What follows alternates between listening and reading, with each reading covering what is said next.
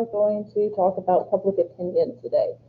We're going to talk about how it's measured, some of the factors that help form public opinion, and problems that occur when it's not done correctly.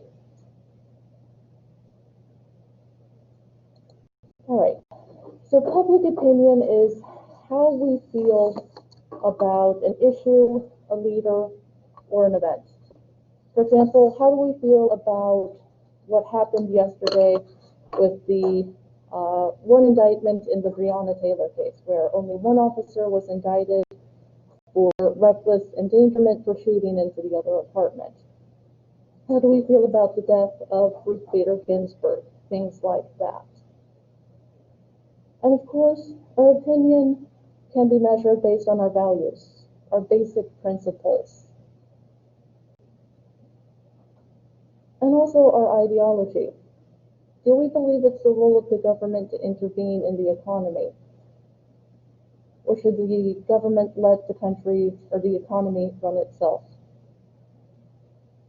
So a lot of our values, our beliefs, and our ideologies can help us decide how we feel about a particular issue or a particular leader. And our opinions can have an emotional connection. You can ask people how they feel about something. Are you angry, scared, confused, worried? So there's a way to measure emotion as well as thought. You can ask the question in a way that gives the respondents the ability to say, I feel sad, or angry, or confused.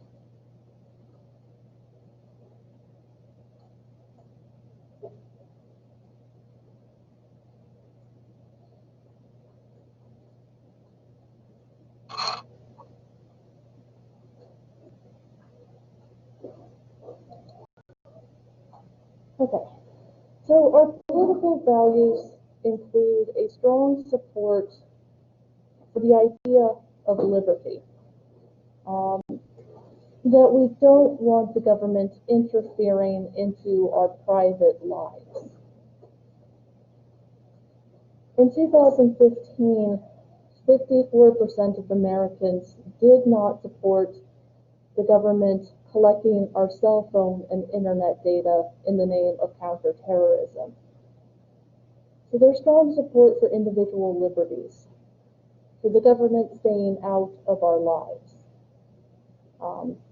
That's pretty common.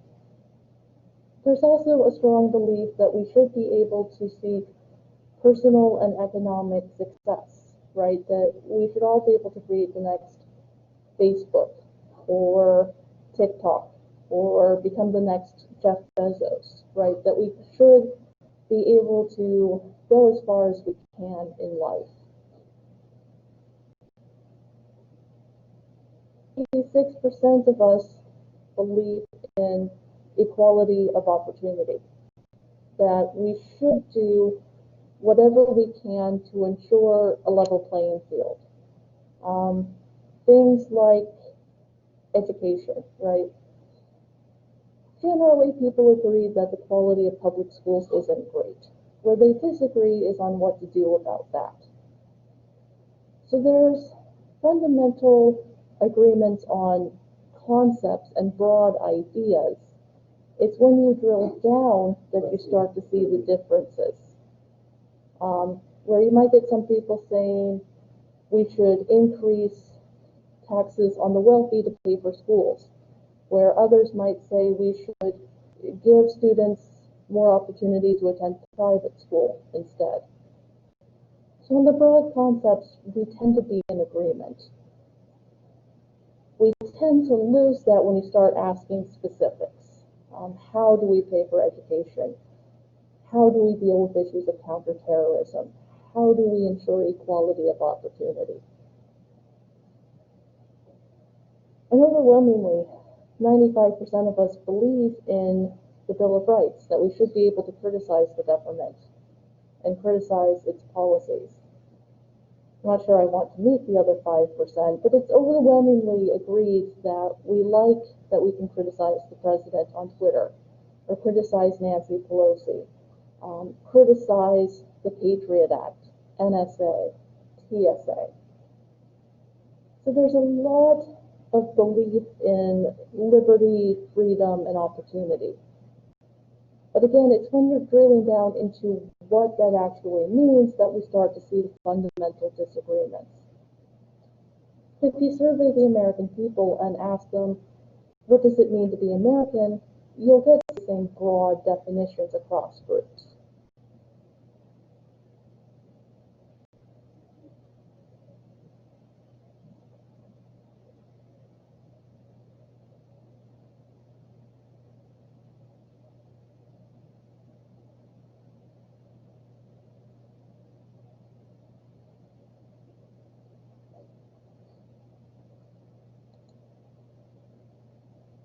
Okay. So when we talk about political ideology, broadly speaking, we can break it down into things like liberal, conservative, and so on. Now keep in mind, this is broadly speaking. This doesn't apply to everyone who identifies with a particular ideology. This is just kind of a broad picture. So liberals do tend to support the government intervening in the economy, to say businesses can't regulate themselves. If we let the economy run rampant, we're in trouble. They support more funding for social services like welfare, Medicaid, Medicare, food stamps. They do tend to identify as pro-choice, to believe that abortion should be kept legal.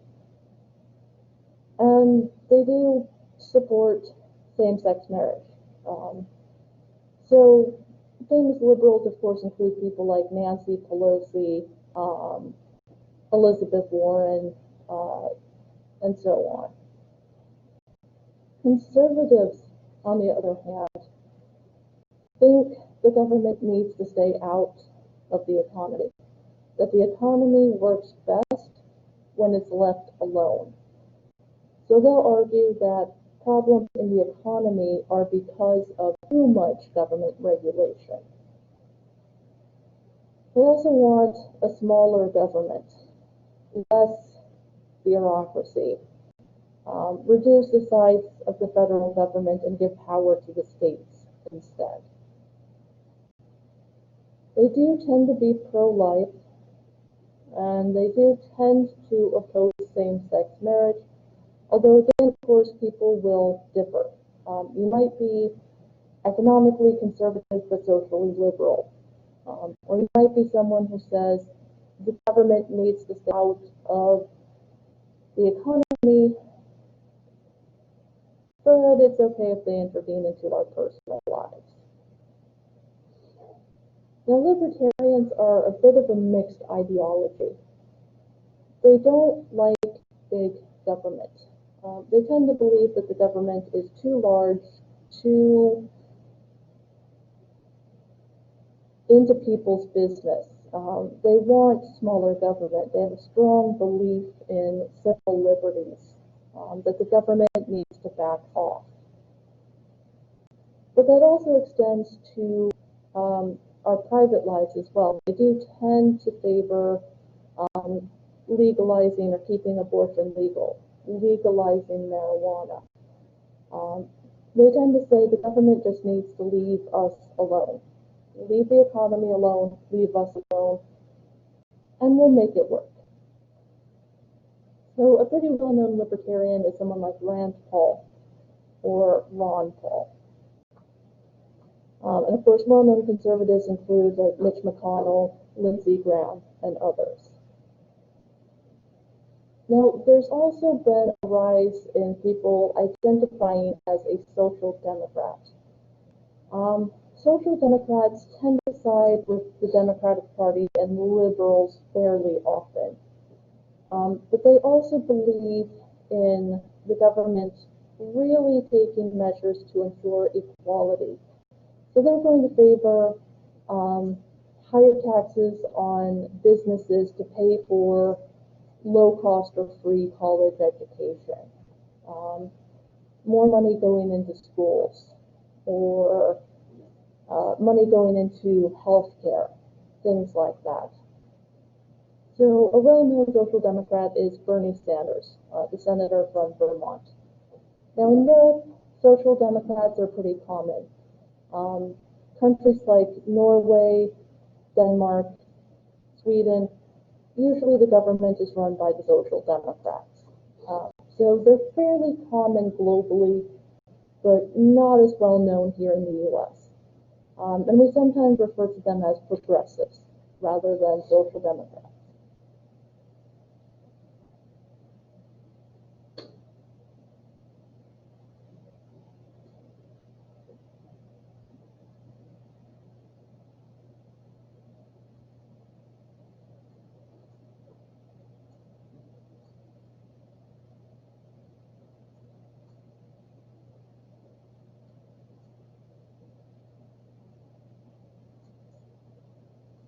And again, a lot of people tend to be kind of a mixed ideology.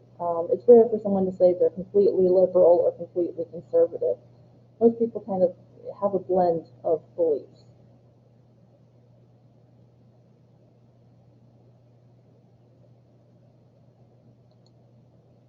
Okay, so how do we decide what our beliefs are? How do we decide we're liberal or conservative, Democrat or Republican?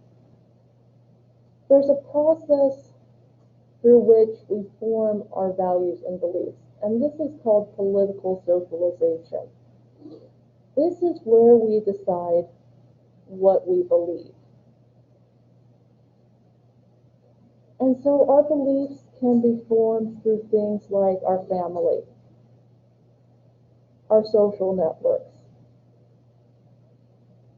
the schools we attend, our church.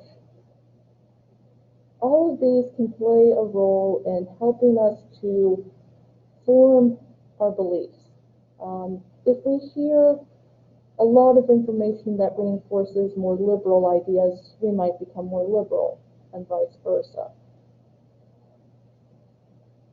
We can also see the role of major events playing a role. After September 11th, trust in the government went sky high. Trust in law enforcement and the military. People favoring more spending on the military in reaction to what happened, right? A lot of people were scared, angry, confused. So it did change some people's political beliefs. Some people became more conservative or less worried about the government spying on its own citizens. Less opposition to things like having to go through a body scanner in the name of security. And psychological factors do play a role. If you're someone who's more anxious or fearful, you're going to want the system to continue to work as it is. You don't want major changes. You don't want upheavals, chaos, confusion. So you're going to tend to support more spending on the military, more spending on law enforcement, to make sure that major changes can't happen. If you're someone who's a little less anxious, maybe you're okay with bigger changes, different factors coming into play. So part of it is just your psychological makeup as well.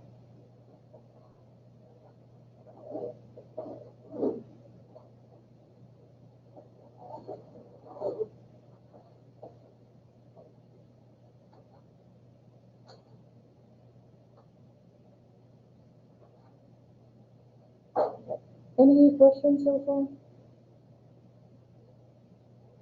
Everyone's good? Okay.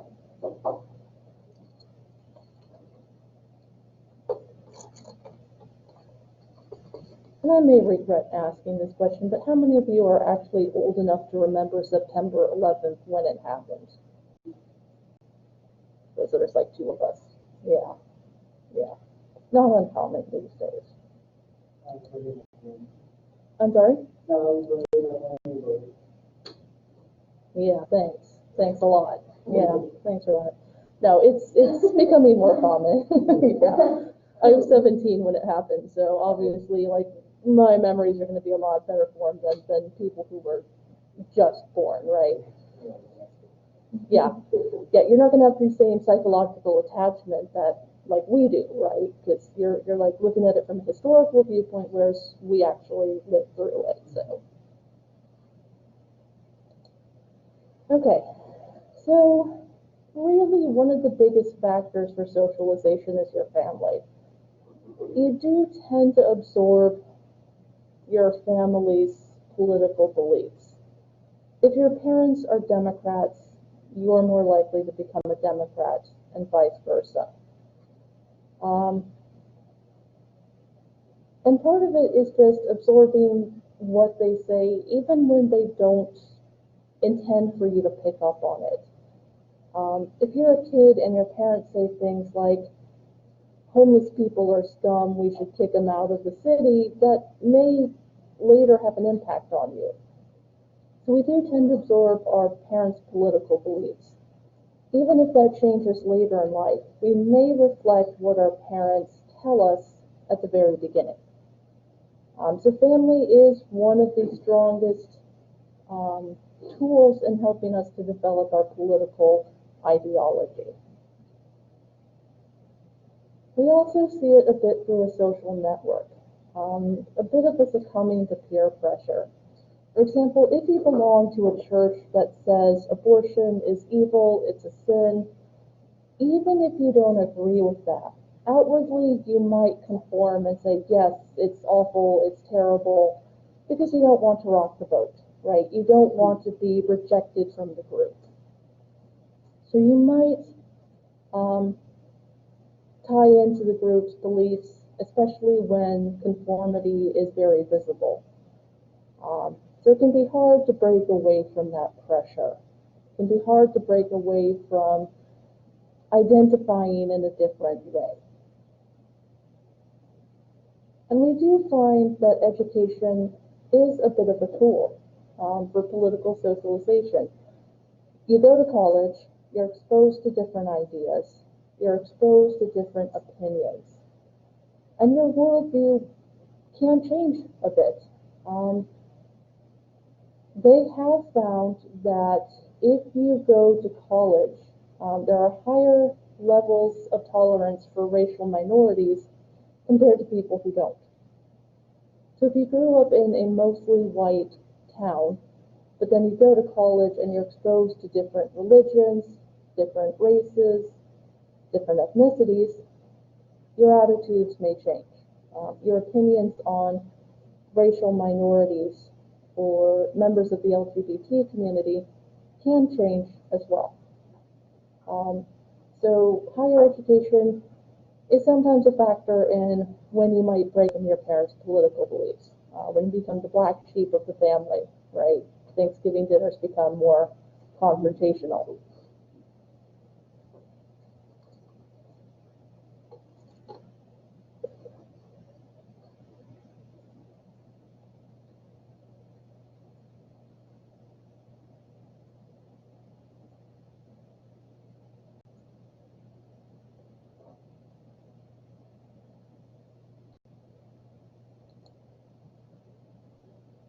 Okay, so in terms of how social groups tend to look at various issues,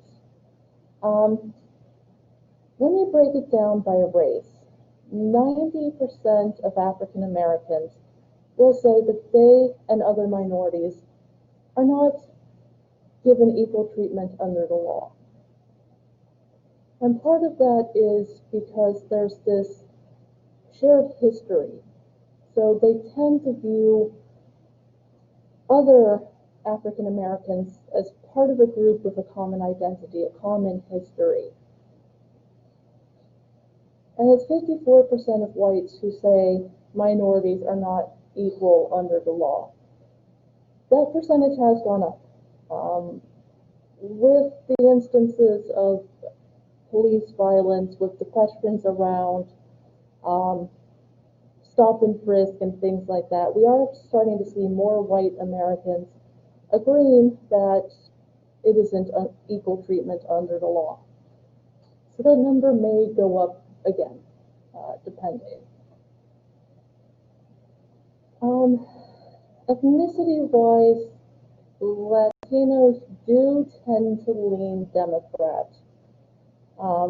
They make up about 9% of the electorate, and 64% favor better policies for allowing immigrants to get legal status. Also issues like reducing inequality, healthcare, and so on. But Latinos are also very heavily courted by both parties. Both parties want your vote. They want you guys to show up on election day. Gender-wise, there is a little bit of a split. Women do tend to vote Democrat more often than men. Women are a bit more knowledgeable on education, welfare, and healthcare compared to men. Again, very broadly speaking. Women, broadly speaking, do tend to favor things like gun control, keeping abortion legal. So they're going to differ from men on some issues, and we do see a bit of a gender split during elections. Religiously, evangelical Christians do tend to be more conservative on certain issues like abortion. Only about 31.5% of evangelicals believe abortion should be legal. 56% of Catholics believe abortion should be legal. That's gone up in recent history. And 75% of people who are not religious support keeping abortion legal.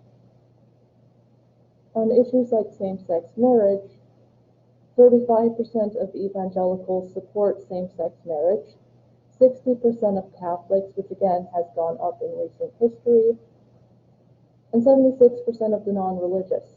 So religion is a factor as well. If you grow up in a fairly conservative church, you may have a fairly conservative ideology. If you grow up in a church that's a bit more liberal, or a household that's not religious, you may tend to be a little bit more liberal on certain topics. Abortion does take on a bit of a religious flavor to it, right? It depends on what your religion says about the issue.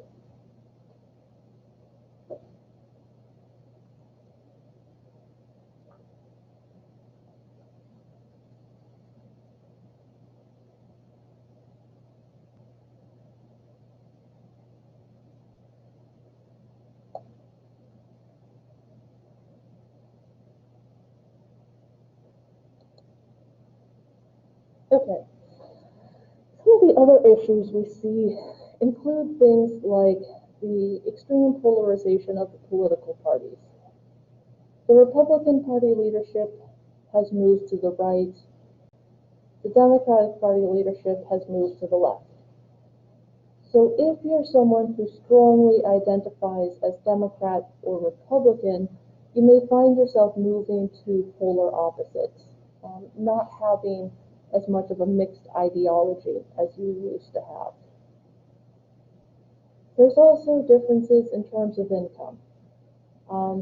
Poorer Americans do tend to say, look, we haven't raised the minimum wage in over a decade. Obviously, that's a problem. We need to take care of the environment. We need to make education affordable. Wealthier Americans tend to say, you know what, we need the government to step out of the economy. Raising the minimum wage would hurt businesses. Let us take care of ourselves. Now, one area of commonality is on the issue of tax cuts. Nobody likes paying taxes, right? So if you can get a tax break, you're going to be pretty happy with it. The reality is that tax cuts do disproportionately benefit the wealthy. It's part of an issue that's known as trickle-down economics. Trickle-down economics became very popular in the 1980s, and the idea was if you cut taxes on the wealthy, they'll spend the money and the money will trickle down through the rest of society. The problem with this is, if you cut taxes on the wealthy, they don't spend the money, they invest it. So if you cut taxes for the middle and lower income Americans, they spend the money. Right? If everyone in this room got $2,000 tomorrow, we would probably go out and spend it on a new laptop or clothes or whatever we need, right? So tax cuts are popular across the board, but the non-wealthy don't tend to feel the effects as much. Also, younger Americans are more concerned about things like the cost of college education, the environment, do tend to support legalizing marijuana. Older Americans are concerned about Social Security, Medicare, things like that. So there's a bit of a generational gap as well. Geographically speaking, urban areas do tend to be more Democratic simply because there's more diversity in terms of population. Rural areas tend to be more Republican, again, very broadly speaking. And it also matters what the political environment is like. The Vietnam War and Watergate is when the American people stopped trusting the government. The government lied to us. The government committed felony crimes. Richard Nixon authorized the break-in of the Democratic National Committee's headquarters to try and find out their election strategy. I mean, that's insane, right? No president in his right mind would ever say, yes, please commit a crime to help me win an election. So people stopped trusting the government. They said the government lied to us, the government's corrupt, we're done trusting them. Also things like integration. Southern whites became Republicans, minorities became Democrats. The election map basically flipped on its head. The North used to be solidly Republican and the South solidly Democrat, and of course that's pretty much not the case today, right? We've seen a massive shift. Also, September 11th, people did trust the government right after 9/11. High levels of patriotism, but inevitably, of course, those numbers started to go back down, right? It can't be sustained forever. The shock wore off, life got back to normal, and people's opinions on the government changed again. Sure. About minimum wage. But I recall, like, I think it was in middle school, and my teacher said that if they're to raise minimum wage, more than likely the price and everything will go up as well. Sure. So that's partly true. Yeah, if you increase the minimum wage, then for some businesses, the cost would have to go up. If you are a small business owner, then yes, an increase in the minimum wage would be hard to deal with. For the larger companies, it's not really going to hurt them, right? Amazon, Walmart, Target, McDonald's, it's not going to hit them as hard. They may raise prices to offset the cost of the higher minimum wage, but it's not going to affect them as much as it would an independent business owner, small business, and so on. The problem is, right now, there is nowhere in the country where a person could afford a 2-bedroom apartment on the minimum wage. Yeah, right. It's not possible. So the question becomes then, okay, if the cost of living is going up anyway, and the cost of products is going up anyway, why aren't we raising the minimum wage to keep up with inflation? Why haven't we raised it in over a decade? So, yes, it can cause problems in terms of the cost of things going up, but the reality is the cost is going up anyway. Inflation happens. We pay more for goods than we did 10 years ago. So, I mean, the reality is there's always going to be an increase in prices no matter what. But yes, it would hurt small businesses, and there would have to be some kind of way to offset that so they wouldn't have to worry about going out of business. Yeah.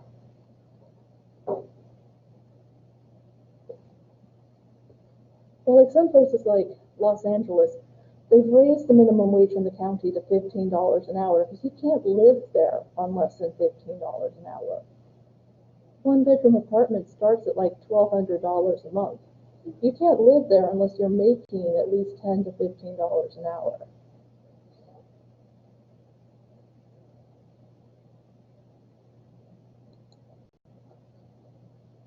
Okay. Any other questions? Sorry, before we move on. That was a good question, by the way. Any other? Okay. So, how do we form an opinion, right? We're obviously impacted by our personal beliefs, our family, the environment around us. But how do we form an opinion? Well, there's 3 stages that are involved. If you don't know anything about a topic, you're going to listen to all of the information available, right? If you're like, I don't quite understand what's happening with climate change, you'll read anything you come across. You'll read newspapers, articles, you'll look at YouTube videos. So once you get that information, in the next stage, which is acceptance, this is where your political lens kicks in.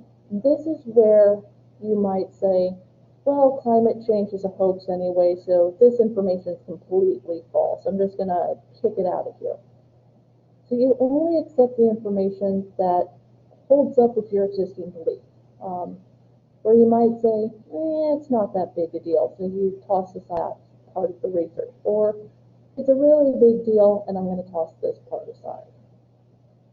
And then in the sampling stage, you take some of that information you've accepted, and then you make an opinion.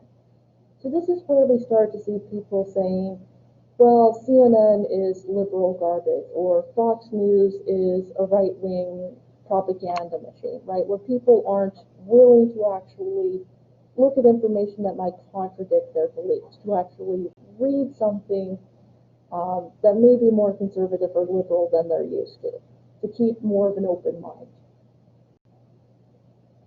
And we have this perception that the American people are uninformed on election day. That's not really the case. We have so much information coming in all of the time that we can't hold on to it.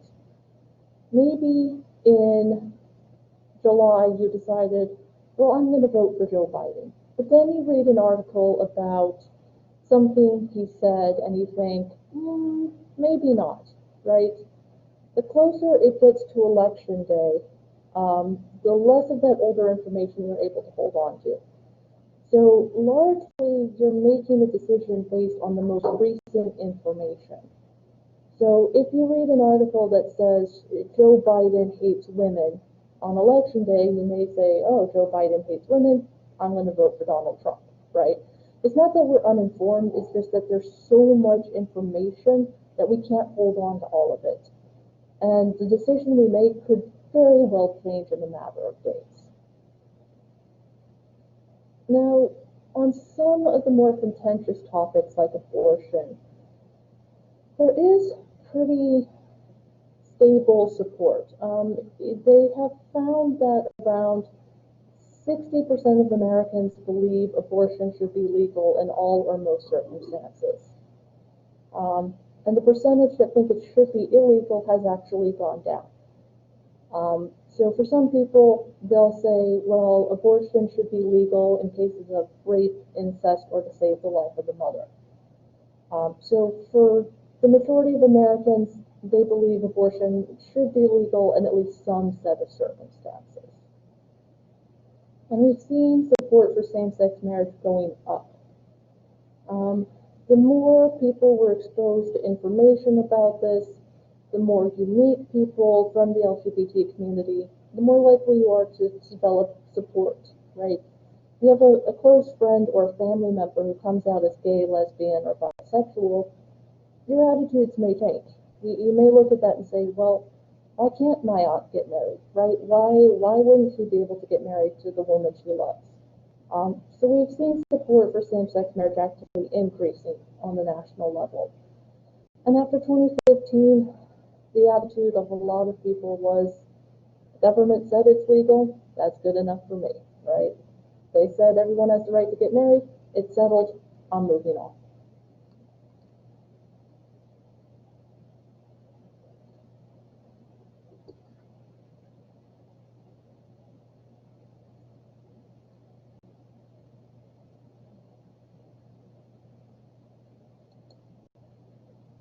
Okay. There is a pretty close tie between public opinion and public policy. We can see policy shifting because of opinion and vice versa. Let's take, for example, the Affordable Care Act. The Obama administration wanted to work on health care, but they needed to see how the American people felt about it. So they did a survey, and in July of 2009, the research showed that 65% of Americans wanted a law passed that would require us to have health care and require the government to help pay for it for people who couldn't afford it. So the Obama administration said, okay, the public is on our side. And so they started crafting what became the Affordable Care Act. If they hadn't had the support of the people, they probably wouldn't have tried it. And we can also see a shifting because of policy, like smoking. It used to be the case that you could smoke in bars, restaurants, bus stops, right outside the door to your building on a college campus. And then it started to get banned. Restaurants started banning smoking. And at first people were outraged, how dare you, this is wrong, nah. But then we started to see people saying, you know what, it's nice to not have to wait for a table in the non-smoking section of a restaurant. I like that I can walk into my classroom building without having to go through a cloud of smoke, which, by the way, I had to do as an undergrad, because smoking was still legal on the campus and people would be smoking right outside the door. Not pleasant. So when smoking in public became less common, when we stopped being exposed to cigarette smoke all the time, people started criticizing smoking a lot more. They started saying, you know what, I don't want you smoking in front of me. No, you can't smoke in my house. No, I don't want you smoking in my car, right? So attitudes on smoking shifted because of public policy. When it became less common, we were less willing to put up with it. And the reality is, unfortunately, that representatives are a bit less likely to respond to the opinions of the lower income constituents.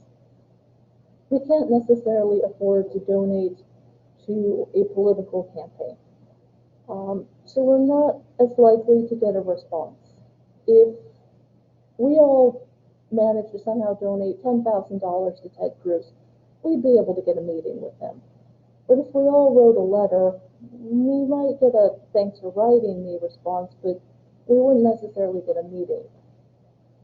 So policy does tend to reflect the preferences of the more affluent Americans.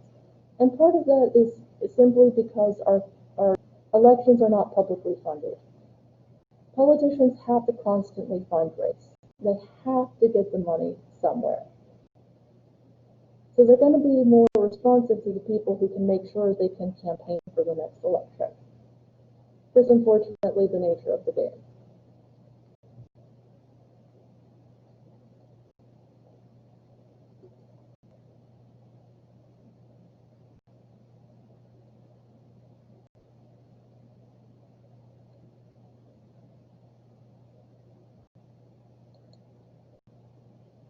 Okay, so how do we measure public opinion? Obviously, we can't try and send out a survey or call all 300 million Americans. We'd never get through the results. So if you use a sample, you poll maybe 5 million Americans. You poll a variety of people, trying to understand what the overall public opinion is. And most polling companies will use a method that gives basically everyone the ability to be asked to participate. If you keep calling the same people over and over again, the results are going to be skewed. You're not going to get an accurate picture. So one of the things they use is the registered voter logs.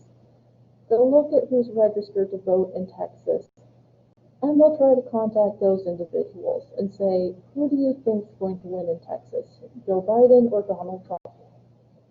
Because registered voters, of course, are more likely to show up on election day, so you get a better idea of how the voters are feeling. They also like to use random digit dialing.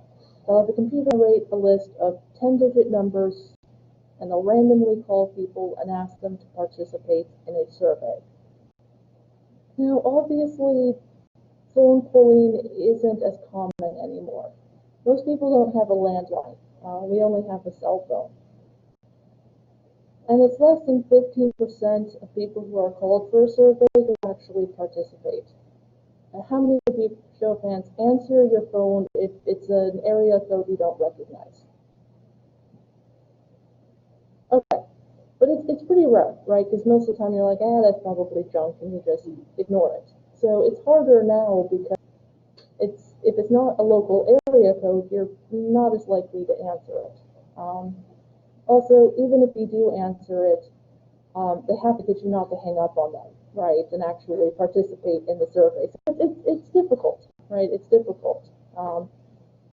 Certainly not as effective as it was in the 60s, 70s, and 80s when most people had a home phone and would participate.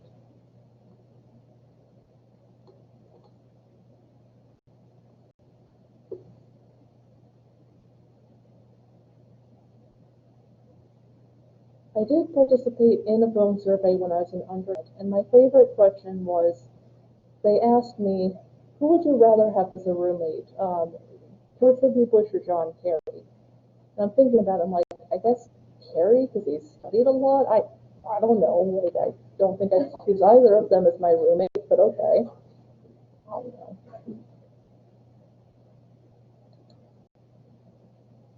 Okay, so when you look at a survey, make sure you look at what's called the margin of error or the sampling error. If it's a valid, well-done survey, it's plus or minus 3% chance that the poll isn't quite accurate. Now that's pretty low, right? So you want to look at the margin of error. If it's more than 3 or 4%, the poll probably isn't accurate. We are seeing more use of internet polls, emailing people, incentivizing it. Take part in this Harvard poll and you can be entered to win an Amazon gift card. The problem with that is, of course, it's not taking into consideration people who don't have internet access, the poor, the elderly, and so on. So it's a way to reach people, but it can cause problems in the accuracy of the survey, because you may not be taking into consideration lower income Americans or senior citizens. And polls need to be very, very careful how they frame the question. It needs to be as neutral as possible. You have to correct for possible bias. So they did an experiment where they divided people into two groups. Group A was given positive information about affirmative action, levels the playing field, helps minorities, etc. Group B was given information saying it's discrimination, it's giving people special treatment, and so on. Later, they asked both groups questions about affirmative action. Group A had higher support for affirmative action versus Group B, right? It's all in how you ask the question. So if you say, for example, does Joe Biden have dementia? Okay, that's a pretty biased question, right? You're probably going to get some pretty interesting responses. But if you ask, do you think Joe Biden is mentally, you have to ask it in a way that's more neutral. You can't influence the outcome of the question. If you say, research shows that Donald Trump is a racist, do you agree? And you can't ask that, right? That's not going to get you the answer you want. So you want to make sure, if you're looking at polls, that the questions were asked in a way that's impartial, the sample size is large enough, and the sampling error isn't ridiculously huge. So this is an example of a poll. Okay, so this was in Ohio, a little over 1,000 Ohioans, okay? Pretty close right here. Now, if you don't understand the sampling error, you would probably say, okay, Hillary Clinton is going to win. But you have to take into consideration this plus or minus 3%. That makes this too close to call. You cannot definitively say Hillary Clinton will win or Donald Trump will win, because it's within the margin of error. So if a pundit were to say, this poll shows Hillary Clinton is going to win Ohio, they would be wrong, because it's too close to call. Less than 1%, it could go either way. So it's not accurate to say she would win. This one, obviously, because of the major difference, yeah, you could clearly come out and say, yeah, he's going to win. But if it's less than even 5%, it's too close to call. So if someone comes on and says, we guarantee that Joe Biden will win in Ohio, and it looks like this, no, it's too close to call. You cannot accurately say this is who's going to win. You have to keep that in mind. You need to look at sample size and the margin of error. Also, I wouldn't recommend looking at polls on CNN or MSNBC or Fox News, because they're polling their viewers, and that's not a good sample, right? You want to stick with the major ones like Gallup, Pew, and others that are looking across spectrums, looking across the country, not just a small group of people. So again, plus or minus, it's too close to call. Okay. There's also a fair number of issues that will pop up in terms of polling. Sometimes a participant will tell the interviewer what they think they want them to say, not what they actually believe. We ran into this problem in 2016. People felt embarrassed about the fact that they were going to vote for Donald Trump. It wasn't seen as socially acceptable in some ways. So people lied, and they said, well, I don't know, or I'm voting for Hillary Clinton, even though they planned to vote for Donald Trump. So it threw off the polls. The polls were saying Hillary Clinton's going to win, Hillary Clinton's going to win. Whoops, right?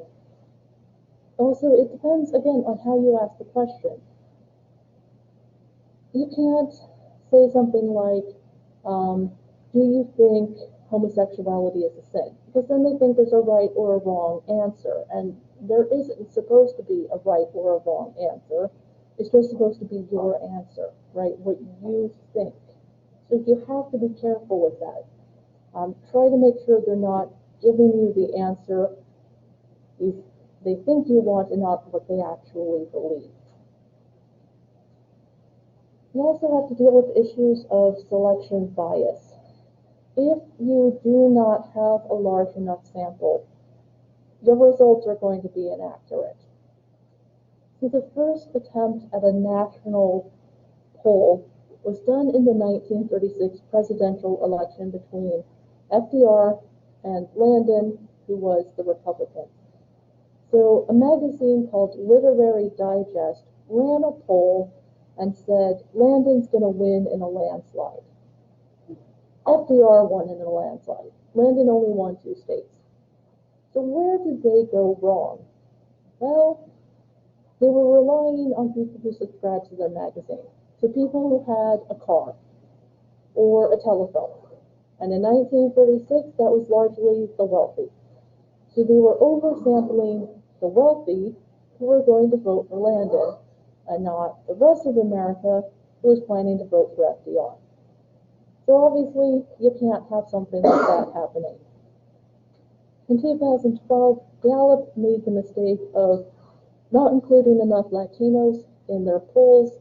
So they kept saying Latino support for Romney is higher, this election will be too close to call.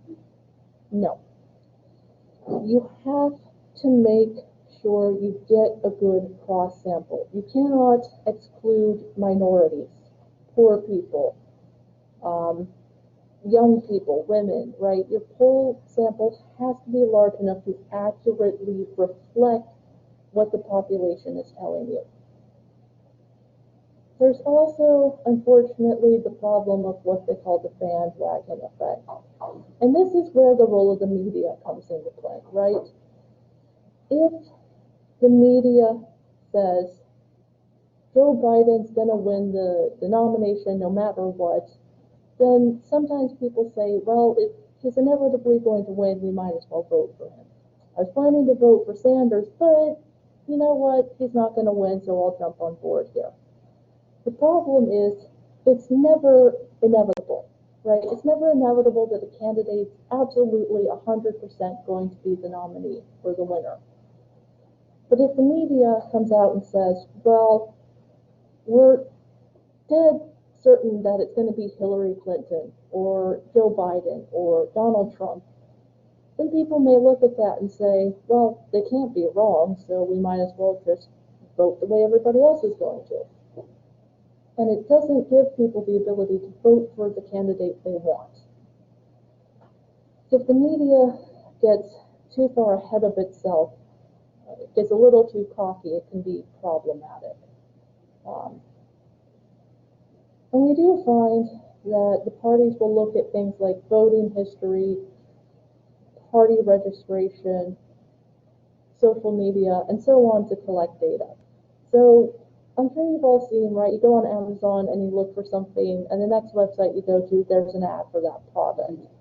That's not accidental, right? A lot of websites use tracking. They want to see what are you purchasing, because it helps them try to form public opinion, right? If there's someone who's looking at gun websites, you're probably going to start getting literature from the NRA, Republicans, and so on. But if you're someone who's looking at ACLU merchandise or something like that, you're probably going to get more liberal kind of information. So you're looking at how often have you voted? Are you registered with a party? What kind of things are you posting on social media? And what are you buying? And then they're trying to use that to identify which way you might tend to vote, right? If you're constantly posting pro-Biden information, okay, we can reasonably assume you're a Biden voter and vice versa.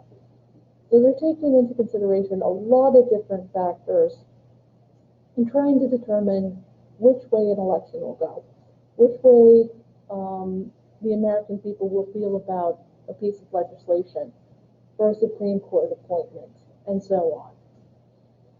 So whether or not you intend to participate in one way or another, you're kind of already participating in the political system through your social media, through your purchases. All of that's being collected and analyzed.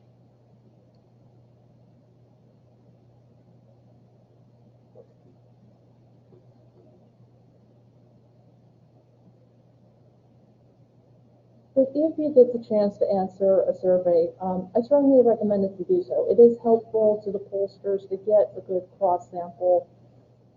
It helps if they can reach a variety of people, because it helps if they have an accurate idea of what's going to happen in an election.